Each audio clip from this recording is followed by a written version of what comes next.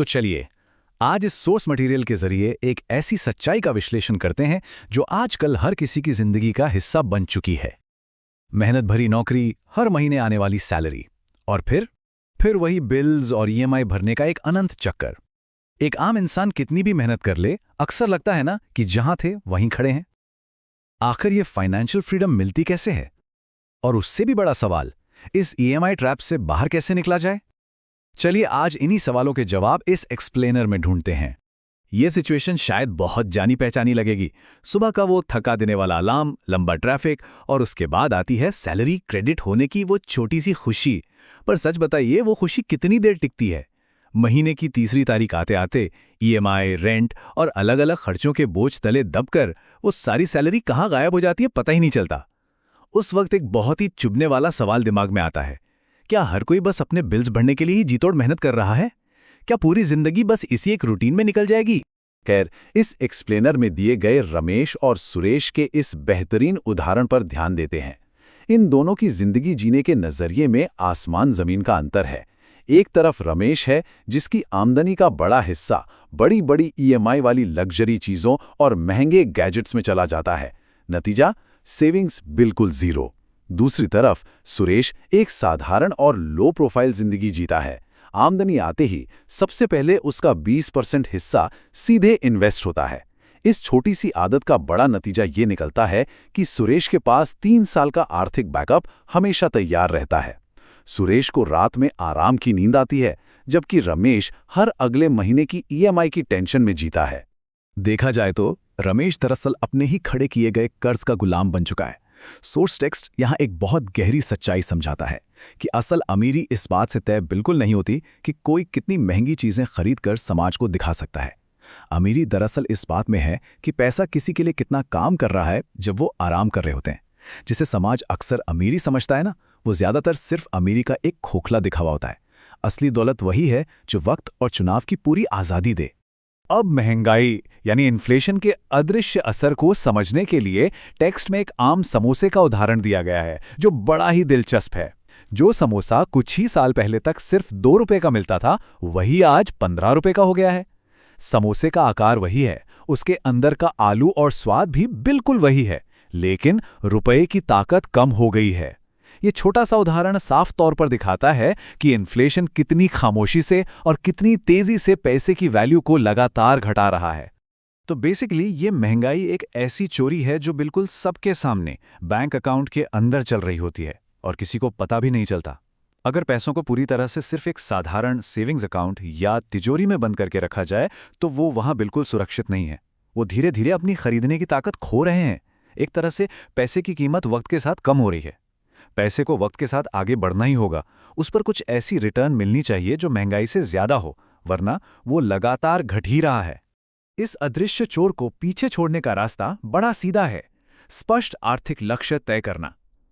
लक्ष्यों को 2 हिस्सों में बांटना जरूरी होता है। जिंदगी के शॉर्ट टर्म लक्ष्यों के लिए, जैसे कि अगले साल किसी छुट्टी पर जाना है, तो सुरक्षित फिक्स्ड डिपॉजिट्स का इस्तेमाल करना चाहिए, जहां कैपिटल प्रोटेक्ट रहे और रिस्क बिल्कुल ना हो। वहीं दूसरी तरफ लॉन्ग टर्म लक्ष्यों को, जैसे आने वाले 15 साल में बच्चों की आगे की पढ़ाई, ऐसे गोल्स को म्यूचुअल फंड्स जैसी जगहों से पूरा करना चाहिए। यहां लंबा वक्त मिलने पर इन्फ्लेशन को हराने वाले जबरदस्त कंपाउंडिंग रिटर्न्स मिलते हैं। लेकिन यहां एक ऐसी आम भूल होती है जो आर्थिक तरक्की को पूरी तरह रोक देती है। वो है इंश्योरेंस और निवेश को एक साथ मिला देना। लोग अक्सर एंडाउमेंट पॉलिसीज खरीद लेते हैं। ये कुछ वैसा ही है जैसे 2 अलग अलग चीजों को एक ब्लेंडर में डाल देना। ऐसी पॉलिसीज में ना तो परिवार की सुरक्षा के लिए एक लंबा इंश्योरेंस कवर मिल पाता है और ना ही लगाए गए पैसे पर बढ़िया रिटर्न्स मिलते हैं। ये आर्थिक रूप से पूरी तरह एक नुकसान का सौदा बन जाता है, क्योंकि ये ना तो अच्छा इंश्योरेंस है और ना ही अच्छा इन्वेस्टमेंट। इसका सही तरीका एक मजबूत 3 कदम का ढांचा बनाना है, जैसा कि इस एक्सप्लेनर में बताया गया है। पहला कदम, परिवार की सुरक्षा के लिए एक पूरे टर्म लाइफ इंश्योरेंस लेना। यहाँ काफ़ी कम प्रीमियम में एक बहुत बड़ा कवर मिल जाता है जो बुरे वक्त में पूरे परिवार को संभाल सके।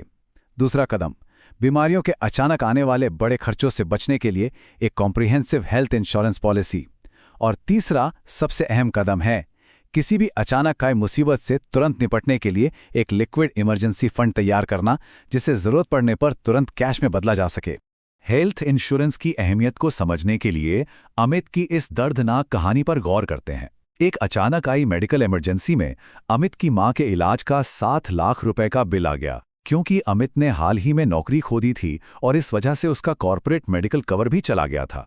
उसकी पिछले 5 साल की पूरी बचत एक ही रात में तबाह हो गई। उसको अपनी मां के इलाज के लिए अपनी पूरी सेविंग्स तोड़नी पड़ी। खुद का पर्सनल हेल्थ कवर ना होना किसी भी वक्त ऐसा एक अचानक आर्थिक संकट ला सकता है जो सालों की मेहनत पर एक झटके में पानी फेर देता है। अब आते हैं इस सुरक्षा ढांचे के आखिरी और सबसे मजबूत हिस्से पर, जो है 6 महीने का नियम।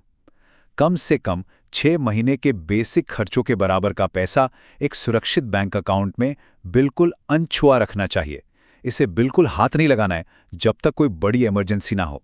देखिए, एक बार ये इमरजेंसी फंड बन जाए ना, तो अचानक नौकरी जाने या आर्थिक परेशानी आने का डर पूरी तरह से खत्म हो जाता है। ये फंड असल में सिर्फ पैसा नहीं है, बल्कि एक मानसिक शांति यानी टोटल पीस ऑफ माइंड देता है। चलिए अब कंपाउंडिंग के इस जादू को देखते हैं। रोहित ने 25 साल की उम्र में निवेश शुरू किया और सिर्फ 10 साल तक पैसा लगाया। दूसरी तरफ विकास ने 35 की उम्र में शुरुआत की और लगातार 25 साल तक निवेश किया। फिर भी आखिर में रोहित के पास विकास से कहीं ज्यादा दौलत तैयार हुई। ऐसा आखिर क्यों हुआ?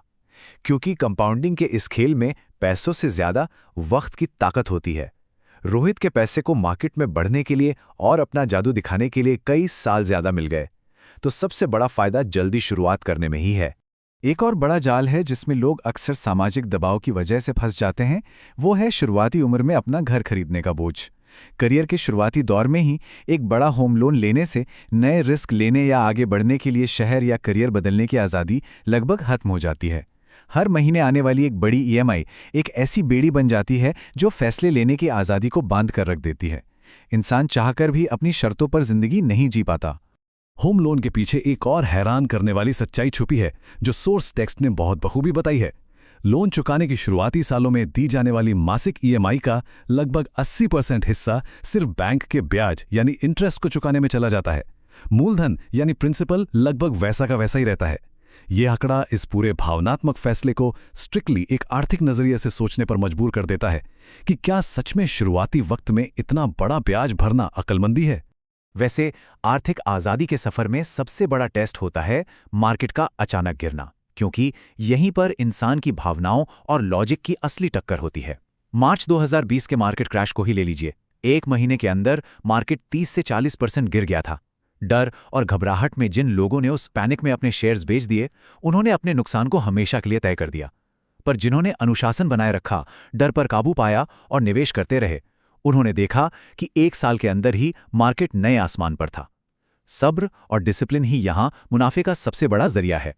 इसलिए रोजाना आने वाली फाइनेंशियल न्यूज के उस शोर शराबे और हंगामे से दूर रहना ही सबसे बेहतर है। इसके बजाय एक बैलेंस्ड पोर्टफोलियो बनाने पर ध्यान देना चाहिए। थोड़ा पैसा इक्विटीज में लगाया जाए ताकि लंबे समय की ग्रोथ मिले। थोड़ा डेट और एफडीज में डाला जाए जो मार्केट गिरने पर स्थिरता दे, और कुछ हिस्सा गोल्ड में रखा जाए जो बुरे वक्त के रक्षक के तौर पर काम आए। ये ठीक वैसा ही है जैसे एक अच्छी और मजबूत सेहत के लिए हर तरह के पोषण वाली एक बैलेंस्ड डाइट जरूरी होती है। एक और बेहद खतरनाक दलदल जिससे बचना जरूरी है, वो है क्रेडिट कार्ड्स के मिनिमम ड्यू का फंदा। ये छोटा सा लगने वाला पेमेंट दरअसल एक मीठा जाल है जिसके पीछे लगभग 20 से 30% तक का भयंकर ब्याज लग रहा होता है। क्रेडिट कार्ड कंपनी चाहती ही नहीं कि पूरा बैलेंस पे किया जाए। आर्थिक अनुशासन का सबसे बड़ा नियम बस यही है, बुनियादी जरूरतों और पल भर की इच्छाओं के बीच का अंतर समझना और हर हाल में कर्ज के इस महंगे जाल से दूर रहना। तो आखिर में इस एक्सप्लेनर के जरिए एक बेहद गहरा सवाल सामने आता है जिस पर हम सभी को विचार करना चाहिए। क्या उम्र भर की मेहनत सिर्फ उस झूठी अमीरी और दिखावे के पीछे भागने के लिए है जो सिर्फ बाहर से चमकती है पर अंदर ही अंदर थका देती है? या फिर अब एक शांति से भरी अनुशासित राह चुनने का वक्त आ गया है, एक ऐसी राह जो सच में आर्थिक आज़ादी यानी ट्रू फाइनेंशियल फ्रीडम की तरफ ले जाती है? ये एक ऐसी सोच है जो किसी की भी जिंदगी के आर्थिक नज़रिए को हमेशा के लिए बदल कर रख सकती है।